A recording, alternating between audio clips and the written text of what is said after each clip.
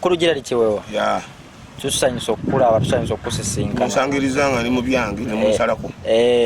Kyo muziki okutusizaawa. Otambula gukuba gwe mulimu gwange omukulu. Amina. Akapya we kali. Tobuuzanga kuba akakadde tebamala kabuuza. Kakati ekiriwo ensonga zino eza Pastor Yiga. Twagadde tugendeko wansi ku bantu. Omanyi kati abantu babawuliriramu. Twagala okumanya Pastor Yiga ebyaddala bino byagira mu fere biki. Lwaki ompa ekibonerezo eky'amaanyi? Ate kibonerezo just twogera mu boogezi nze naawe obuyingiza mu ntalo z'abasumba bino byempulira kunyingiza mu ebyo si ntalo za kiri ku Pastor Yiga yekka. Entalo z'abasumba teziri ku Yiga yekka zo tezigenda kuggwawo kubanga era zijja zisomera zijja kubeerawo nga bwe kyali lwerebere ffe bwe tusoma bwekiriwane kaakano na bulijjo emirembe baamiina kubanga abasumba tebatandise leero oba omaliriza ono ogenda okulanga oli oba omaliriza ono ogenda okulanga oli ogenda kati buli omu engeri gye bali kati balinga ffe bayimbi buli omu alwanira kufuna bantu abagoberezi kitegeera kati Pastor Yiga bw'abanga mufere simumanyi nnyo mu ekyo nga nze kiweewa banze bwe nafuna obuzibu bwange bwakabenje bwe najja obulumi obwali mu kugulu kwange bwavaawo Pastor Yiga nga yes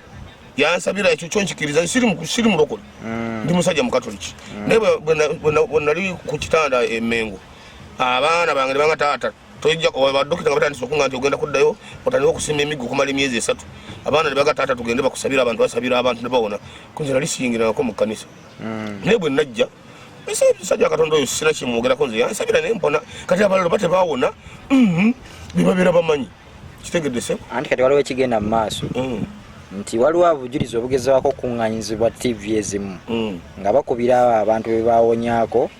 bajje baveeyo mu kamera nga bw'oli wano ogambe nti nze gogamba yakusabira naye nga bakuwa ssente kuba kyayekina gwe kyatuuseeko amirisa eŋŋendo bakuwa ssente z'oba oyagala n'ogamba Pastor Yiga teyankola bwati ne bwati TV ezo zoogerako nze n'omusajja mukulu siri mwana muto ebintu ebifo ebikwatagana n'ebyo ebintu by'abantu siri mwetegefu nnyo nakubeera mu nsindikakano z'abantu abo zigambibwe nti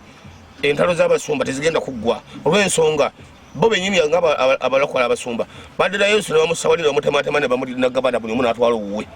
era kyovula abantu bagenda kubaganya nti nze nsaba Yesu wa Kakande Yesu wa Yiga Yesu wa Bujingo Yesu wa gundi akola buli omu atenda wa munne nti akola kati ate ffe ebyo nze basibimanyi nnyo tegera munnange kati nze mu kugamba kyange nga nze